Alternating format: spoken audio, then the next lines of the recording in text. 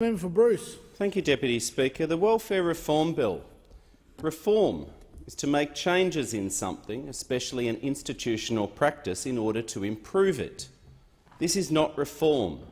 It's a mishmash of semi-reasonable stuff dressed up as reform, a few administrative improvements, but really it's just a crucible for the government's latest instalment of damaging mean measures.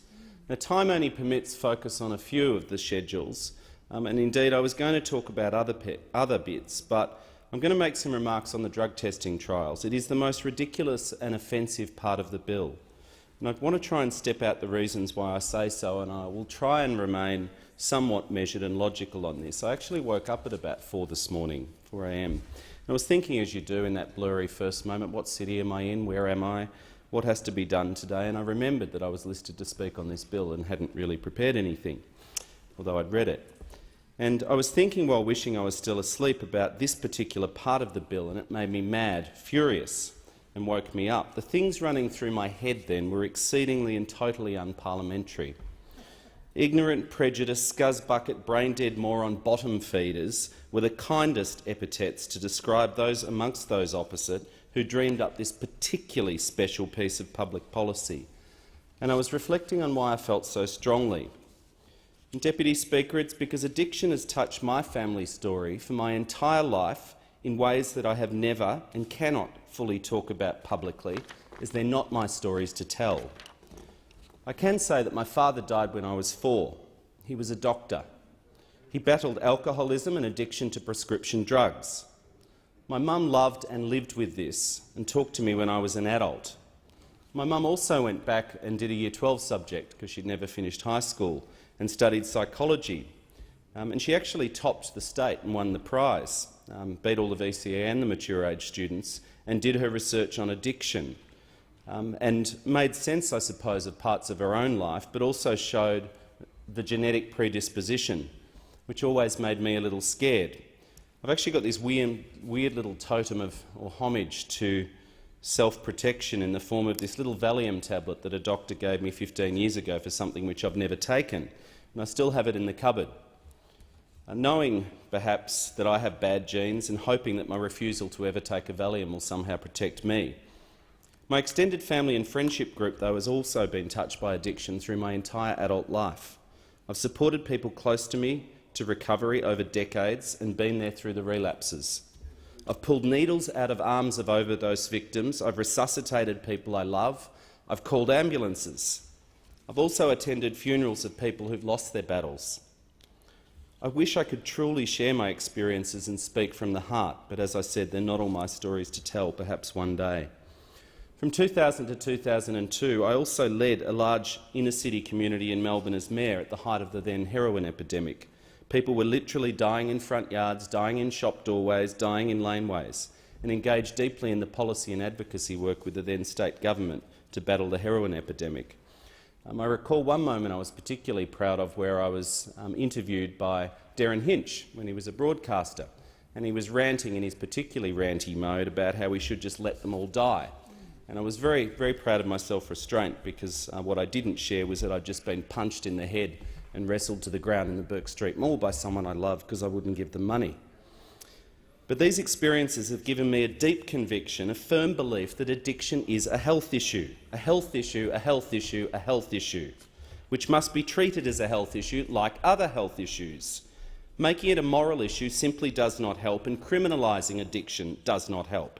It's a health issue, a health issue, a health issue, a health issue. I firmly believe as a community we must do more, much more, to help people battling addiction. I detest what heroin addiction does to people. It takes prisoner their conscience and makes them do awful things while they have to watch, chained inside the box in their head. It does not destroy their morality. I detest what ice addiction does to people. It drives them crazy with irrational rage, hurting themselves and everyone around them, and does lasting damage. I despair at the impact on my community, and I had stories door-knocking. The particularly hard ones are from the mothers, begging, wishing that society would understand this as a health issue and provide more help. I firmly believe that with regard to health issues, legislators and policymakers must listen to doctors, researchers, experts, not politicians, shock jocks, ignorant, prejudiced views. Public policy should be based on evidence, reason and research. And I mean, if this is a health issue, it's notable that the Minister for Health is not listed to speak on this bill. Alas, poor Yorick. So what advice did the government take when deciding to legislate to remove this illness from the list of reasonable excuses? Did we hear from the Chief Medical Officer, doctors' groups, scientists, researchers, other jurisdictions around the world? No, none. It was dreamed up as a political measure in the monkey pod. Even worse, it flies in the face of evidence from overseas and from our own experts that this doesn't work.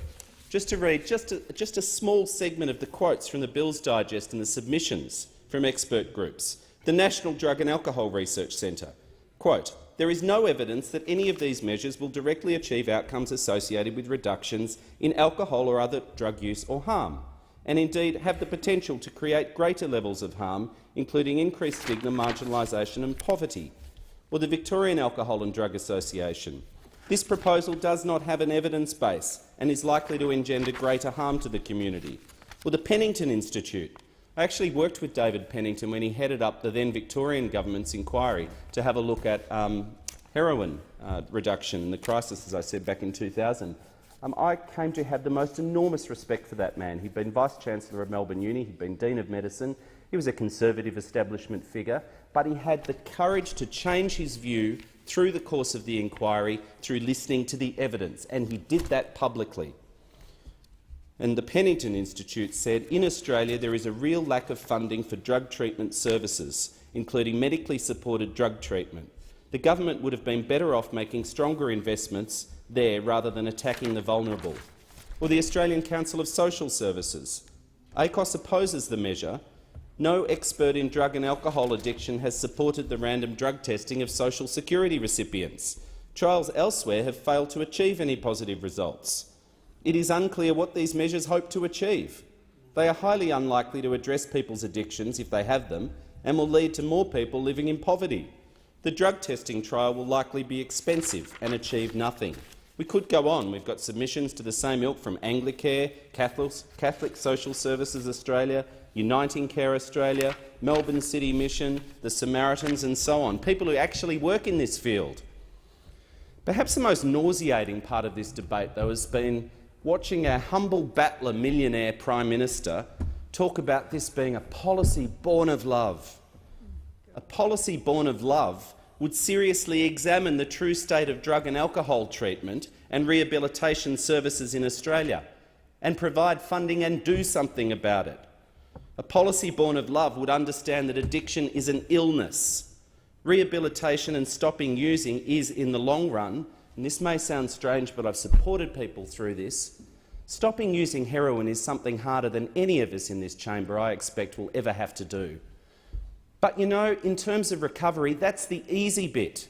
That's why people relapse time and time again, because rehabilitation takes months and years and community support. You have to confront the mess you've made of your life. You have to confront the shame, the humiliation, the stigma, the damage to relationships, and rebuild his life as an adult from nothing in so many instances. A policy born of love would talk to the families who've lived through these experiences. It would listen to those in the community working in this area who know what is needed. A policy born of love and a desire to actually do something would not be conceived with no evidence, no advice, no implementation planning that will further stigmatise people. They're making it up on the run. They have no idea of the cost. It would make their rehabilitation and recovery less likely if implemented. If the government were interested in a policy born of love and a desire to actually do something, they would be calmly, logically exploring and even debating here, based on expert advice, not prejudiced opinion, what the experts, doctors, researchers actually may say may actually make a difference and help long-term addicts, save lives, reduce harm to families and reduce harm to communities, particularly through crime. Now, to be honest, we all hear, I know the mail we all get a lot of the same mail in this place. We all hear from experts. We hear lots of models, lots of pleas, lots of evidence, lots of examples of what happens elsewhere that is seen to be working. For example, for heroin addiction, We could pay some greater attention, or the government could, and at least properly assess the potential benefits and the arguments for and against things, rather than preemptively ruling things out based on some sort of flawed moral framework. Things like safe injecting facilities, heroin-assisted treatment for the hardest-core longer-term addicts. We get written to about this stuff. Only last week there was another study sent to us all. I don't know. Does it work better than methadone? There's lots of evidence in other countries from recent trials that it does for some people. And I'm not saying it's the right or wrong thing. I'm not a bloody doctor or scientist or expert. I don't know. But I think we do a terrible disservice to the community, to the families, to the people we represent when we moralise and point-blank refuse to innovate or keep our minds open in responding to the scourge of addiction. The Bill's digest and submissions coherently set out the many issues and the many reasons why this aspect of the bill should be consigned to the bin. Now, in the time I've got remaining, I'll turn my attention to a couple of other aspects that, again, make life harder, even harder for those who have least. The proposal to kill the bereavement allowance. It's a short-term payment for up to 14 weeks for people when their partner's just died. I mean, getting rid of this is really nice. It's classy stuff, government. It's paid for a maximum of 14 weeks at the rate of the age pension and is subject to the same income and assets test. For a pregnant woman who's lost her partner, the allowance is paid for 14 weeks or the duration of her pregnancy, whichever is longer. Schedule 4 of this bill will replace the bereavement allowance as it currently exists with the short-term access to the job seeker allowance, paid at the lower rate with a more stringent mean test, to save $1 million. I mean, that's going to make a big difference to the debt and deficit disaster you mob are creating. But I'll fess up here. As an Australian, I'm happy to agree, right here, right now, government, that it's okay to not treat pregnant women who've just lost their partner as job seekers or students, okay? We could find the $1,300 extra over 14 weeks for them to grieve. We could keep this payment. I'm okay with that. You can imagine the job interviews, can't you? Your partner's just died and the government's saying, hey, you've got to go to job interviews next week, you've got to do 4 job interviews, we'll give you extra Kleenex. This schedule could be removed, you know, meaning that the measure did not include changes to the bereavement allowance. Another one that picks on the vulnerable and particularly hits people in my electorate is removal of the intent to claim provision. This is a pretty simple rule. It says when you go to Centrelink, you can have your claim backdated to the day you first turn up and are eligible for a payment. Now, this change would further add to hardship for people who are unable to collate the required information immediately. I know it happens. Not everyone gets their paperwork done on day one, particularly people who are homeless, in the middle of a separation, in hospital, have serious health issues, can't access technology, because God knows you could die waiting and need the bereavement allowance trying to get through to Centrelink on the 1800 number. It has a particularly huge impact to people in my electorate, particularly migrants. 55% of people in my electorate are born overseas, with at least 60% speaking a language other than English at home. And these are people who often have to find additional documents to keep the Centrelink beast happy. They often have to get copies of these documents from other countries, which is not a quick process. They can rush themselves, but they can't always rush a foreign embassy and the international mail service. Some people need a bit of a hand to fill out forms or understand what, Clause 72B actually means, and can find it difficult. And if the changes to the liquid assets test currently before the Parliament or proposed in another bill to extend up to 26 weeks a waiting period depending on your liquid assets, effectively that would mean before you could get 5 cents from Centrelink, you have to basically run down every last dollar of your savings, pretty much. It's a nasty, mean little measure designed to make people run down their savings, push them to the brink of poverty and take away that tiny little bit of dignity in terms of a security blanket of $1 or $2 that they might have built up for hard times. I think I've said enough, and I think you get my sense of frustration with many measures in this bill. The government could choose to strike out the ridiculous bits, the bits that are there really just to bait us to oppose it or as some kind of sop to the right wing of your party.